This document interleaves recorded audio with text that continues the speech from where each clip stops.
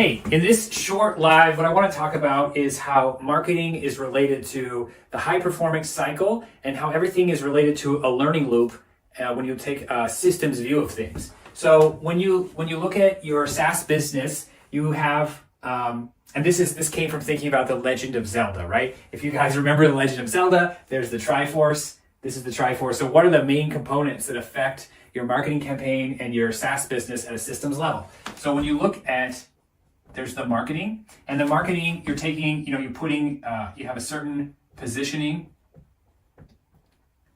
you have a certain ability to get attention, and you have a certain ability to, generate demand. And then you pass that over to sales. Sales is learning about objections, and they're actually making sales. All right, and then now you have a customer. So in the customer area, you have the product team. What is the user experience like? What do they feel like? You have the customer. You also have customer experience, customer success, and product.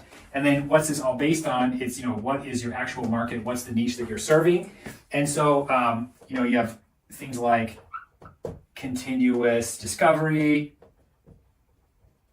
And basically these all start to impact each other. There's a learning loop where, the way you get attention, the way you position your product, the way you generate demand feeds into the ability to make sales, the ability to learn about objections around sales. That's coming into, the ability to serve a customer with your CX and your product and your continuous discovery. And all of these are kind of sharing information between each other and getting tighter and tighter. And that's the high performance cycle. Every time that marketing improves, that gives sales ability to improve. That gives the product team the ability to serve more customers, to get more data from them, to feed the data into marketing. And so it goes. And you can actually get higher and higher performances as you go through this learning loop. And one of the interesting things about systems thinking is that if you optimize for the whole, it means you can't optimize for one individual thing. And the inverse is true. So if you just only optimize marketing, you might actually sub-optimize the whole system and the entire value of the enterprise. So if you just focus on optimizing alone how to generate attention, so just marketing is just going in a loop to itself,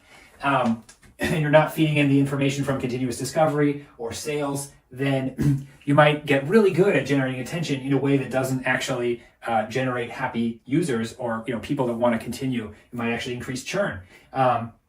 And so it goes. So if you just optimize one, you actually can't optimize the whole. So this is just a high level view thinking about how does the Legend of Zelda relate to the high performance cycle, and how you can have an entire learning loop can encompass all the different parts